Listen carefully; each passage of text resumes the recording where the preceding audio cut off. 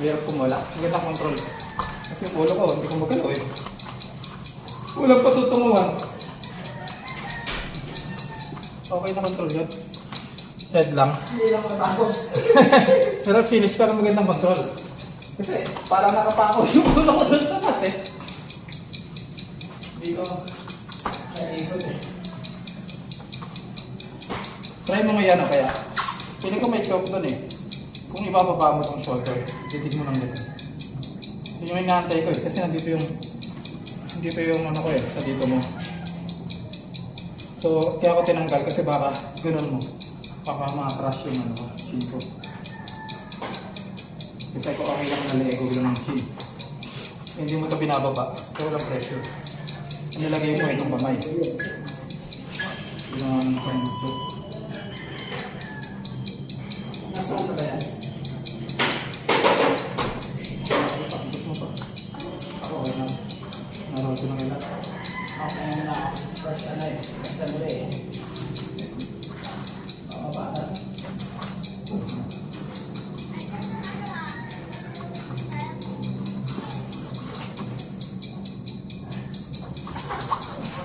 Wow.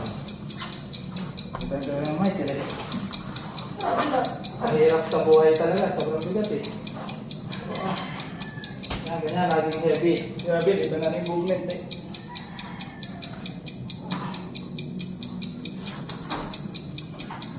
Laging tight, laging heavy mic. Yung tipong almost hindi umiwala yung chest mo sa chest mo o yung hips mo sa hips mo.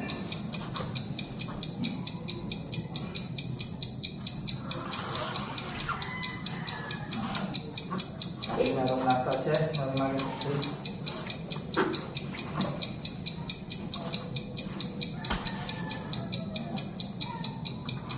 Siguro ang kesa mo. Saan yan? Ang daming proper.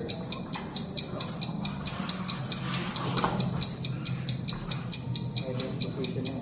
Sabi ko.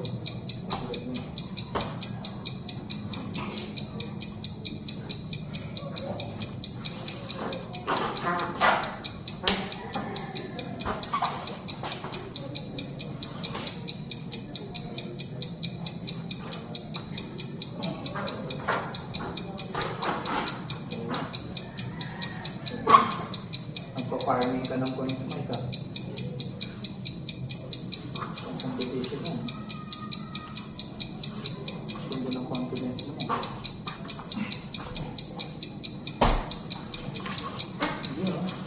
Wow. Yeah, parang UFC oh. Surahan no?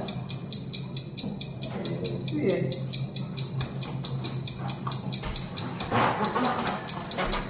Ginagawa ko. Kala ko pa naman ngayon, backstage ako dyan.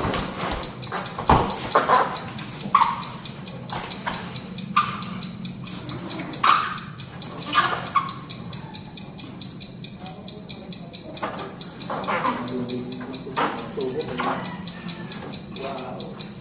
Mga testa ng mga submission sa Michael ah.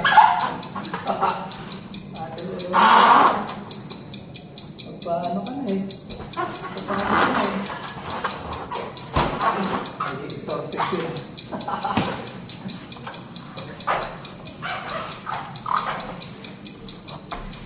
Gotta go over sa half guard.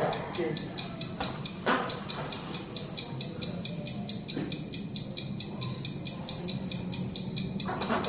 Ito pa rin yung kamay may tarpon. Sa lubog.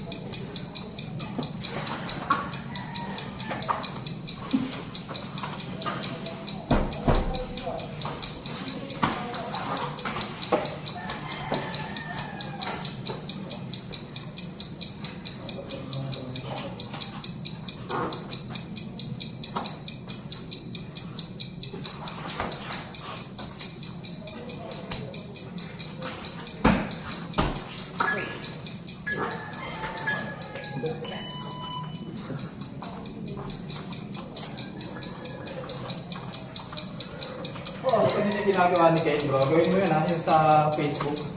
Pag ina-ano tayong